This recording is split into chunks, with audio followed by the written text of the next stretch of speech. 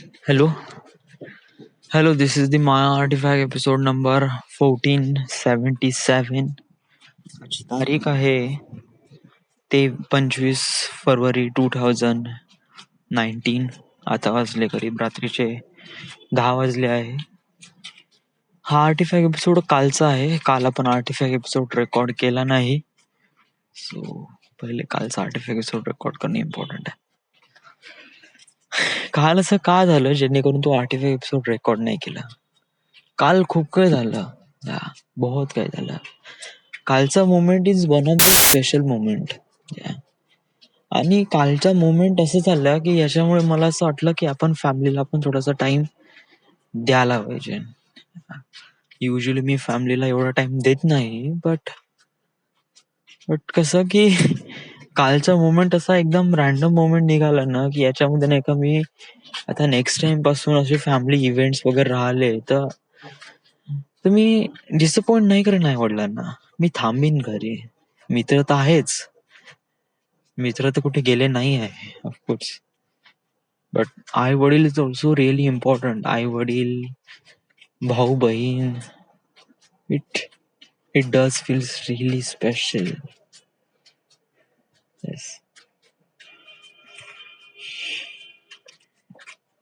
सरळ मुद्द्यावर येतो.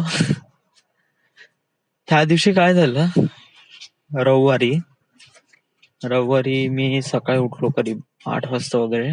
त्यानंतर नाश्ता वगैरे केला, कटिंग वगैरे केली आणि मग त्याच्यानंतर मग थोडेसे काम, कपडे वगैरे धुवून टाकले आणि त्याच्यानंतर मग मी झोपलो. आंघोळ पण नाही केली. 6 वाजता उठलो, आंघोळ वगैरे केली आणि माझ्यापाशी जीन्स पॅन्ट नव्हता एक, कारण जो माझ्यापाशी तो एक फॉर्मल वाला पॅन्ट आहे ना, त्याची जे चैन आहे ना, ते मुतारीची चैन, ती झाली आहे खराब.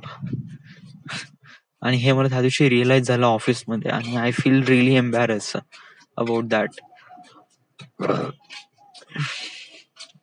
मग त्याच्यानंतर माझ्यापाशी दुसरे कोणते जीन्स वगैरे होते ना. एक जीन्स आहे तो 2 वर्ष पुराणा आहे, ताईच्या लग्नाला घेतला होता तो. आणि त्याच्यानंतर एक नवीन आहे आणि मग बाकी दुसरा कोणताही नाही. बाकी दुसरा आहे तो खूप स्किन टाईट आहे, तो घालूच शकत नाही. सो एक जीन्स घेणे इम्पॉर्टंट होतं. सो जीन्स घेतला आणि एक बेल्ट घेतला. नेम पॅन्ट खाली जात होती. तो माझा पुराणा बेल्ट आहे, त्याचे जे हुक्स आहे ना ते काफी हे झाले होते, लूज झाले, त्यामुळे बेल्ट लूज पडत होता. तर ते एक बेल्ट घेतला जो माझ्यासाठी इम्पॉर्टंट होता. त्याच्यानंतर मग मी घरी आलो. काल 2 प्रोग्राम होते ऍक्च्युली. घरी चिकनचा, घरी नाही का, विशालकडे चिकनचा प्रोग्राम होता. ते सगळे मित्र येणार होते. मी, विशाल, पिंटी, वैभव, श्रुतिका वगैरे होती का नाही माहित नाही, पण आम्ही पोरं होतो 4-5 जण. या चिकनचा प्रोग्राम बनला होता. आणि त्याच्यानंतर घरी प्रीतीताई येणार होती. सो मी विशालला ऑलरेडी सांगितलं होतं की माझं आज जमणार नाही बा, घरी ताई येणार आहे वगैरे वगैरे. ठीक आहे म्हणे, काही प्रॉब्लेम नाही म्हणे. सो मी पूर्ण टाइम घरी स्पेंड केला. या युजली मी असा विचार केला होता की मधात मी कल्टी मारीन बा, बट मधात असा मोमेंट असा बनला की घरचं काफी स्पेशल वाटलं ऍज कम्पेअर टू मित्रासोबत. सो काल काय झालं, कालसाठी होतं. काल ताईचा कसा आता 9वा महिना झालाय सुरू. ती प्रेग्नंट आहे ना, आणि तिचा झाला 9वा महिना सुरू. आता हार्डली 10-15 दिवसानंतर किंवा एका वीक मध्ये तिचं बाळंतपण होऊन जाईल, डिलिव्हरी होऊन जाईल. सो अशी एक प्रकारे रिस्पॉन्सिबिलिटी असते ना की पोरीला आणि जवाईला एक प्रकारे जेवणासाठी बोलवावं. तर आईने बोलवलं होतं. तर सोबत सोनूताई आणि बिट्टू वगैरे पण आले होते. मी होतो, त्याच्यानंतर सोनू होती, आई आणि बाबा. मग खूप दिवसांनी सगळेजण आले ना. सो मग गोष्टी सुरू झाल्या. जेवण केलं, गोष्टी सुरू झाल्या. गोष्टी काय रंगल्या रे बापरे, इतक्या गजब रंगल्या ना, बहुतच. सोनूताई इथे साऊंड आली, मग इथे बिट्टू मग याच्यावर एक मध्यात पंच मारून राहिला. त्या गोष्टी ऐकण्यामध्ये एवढ्या मजा आली ना, बहुतच मस्त. खूप दिवसानंतर नाही का असं फॅमिली टाइम स्पेंड केला ना, it does feels really incredible. इतकं गजब वाटतं ना की बहुतच जास्त. त्याच्यामध्ये कोणकोणत्या गोष्टी चालल्या की लग्न कसं करायचं, पोरगा कोणता, डोंबळा. आता ताई सोनूताई लग्न करताय ना, आता ती तिला आहे 6 महिन्यानंतर ती लग्न करून राहिली. तर मावशीचा विचार वगैरे काय, कशाबद्दल आहे वगैरे वगैरे. मुलगा काळा आहे, फक्त एवढाच एक इश्यू आहे. तो ताईला म्हणलं, ताई तुझ्यापाशी 6 महिने आहे, काही कर तू त्या पोराला गोरं करायचं. मुलतानी मिट्टी लाव, साबण लाव, लेप लाव, जे लावायचंय ते लाव, पण त्या पोराला लग्नापर्यंत तू गोरं कर. बहुत मजा आली. खूप मजा आली. It it does feels. नंतर ते मुलाचा विषय, त्याच्यानंतर मग प्रीतीताईचा जो मुलगा होईल तो कोणता होईल, कसं नाव राहील वगैरे वगैरे. त्याच्यानंतर मग बिट्टूच्या आईचा विषय. ती आईचा विषय नाही करायचा, सावत्राई बिट्टूची. ती कशी राहते, कशी खाते वगैरे त्याच्याबद्दल. मग बहुत मजा. अरे बापरे, बहुत. अरे खूपच मजा केली रे. बहुत मजा केली. आणि ह्या गोष्टी सांगू आमच्या चालल्या करीब 1 वाजेपर्यंत, 2 वाजेपर्यंत. ऍक्च्युली 2 वाजेपर्यंत ह्या गोष्टी चालल्या फॅमिली सोबत. मग बेटूने ताईच्या लग्नाची कॅसेट आणली होती, प्रीत्याच्या लग्नाची कॅसेट. सो आम्ही ते पाहत बसलो, रात्री लावला लॅपटॉपवर आणि बघत बसलो. आता त्याच्यामध्ये नाही का आम्ही क्रिटिसाइज करून राहिलो ते कॅसेट वाल्याजवळ, का काय त्यांना मधात चम्मच टाकली, पडदा टाकलाय. एवढे अजीब अजीब तऱ्हेने त्यांनी टाकलं होतं आणि आम्ही क्रिटिसाइज करून राहिलो. त्या क्रिटिसाइज मध्ये एवढी मजा येऊन राहिली का बहुतच जास्त, बहुतच जास्त. मी, सोनू, बिट्टू, सोनूताई, प्रीत्या घेत घेत चालली गेली होती. हा, ते थांबली असती ती, बट ते कसं की भाऊजीला त्यांना जायचं होतं, तो ताई चालली गेली. सो आम्ही 4 जण आणि आई 4 जण मग ते व्हिडिओ पाहून राहिलो, लग्नाची कॅसेट. आणि त्याच्यामध्ये क्रिटिसाइज करून राहिलो कॅमेरामॅनले. त्याच्यानंतर मग कोणाची शकल नाही उराली त्याले, मग माझी शकल का नाही आली आणि आली तर अशी का आली वगैरे.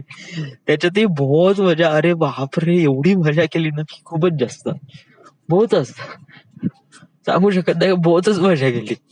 त्या क्रिटिसाइज करण्यामध्ये नाही का आम्हाला करीब 4:30 वाजले. इवन कॅसेट खतम झाली, लॅपटॉप ठेवला, नंतर आम्ही एकाच बेडवर 4 जण झोपलो. मी, सोनूताई, बिट्टू आणि सोनू, 4 जण आम्ही असे आडवी झोपलो वरती, एसी सुरू. आणि त्यातही चेंगडी बना रात्री करीब 4-4:30 वाजेपर्यंत, 1 घंटा खतम झाल्यानंतरही आम्ही चेंगडी करत होतो. तो मोमेंट इतका गजब होता ना की बहुतच जास्त. आणि रात्री आम्ही करीब 4:30 वाजता झोपलो. तोपर्यंत आम्ही नुसते बडबड करून राहिलो. काल संध्याकाळचा दिवस म्हणजे बहुतच गजब गेला, बहुतच. म्हणजे कसं 9:30-10 वाजता वगैरे जेवण झालं आणि 10 वाजेपासून ज्या गोष्टी करणं सुरू झाल्या, अरे बापरे, तर रात्री 4:30 वाजेपर्यंत खतम नाही झालं.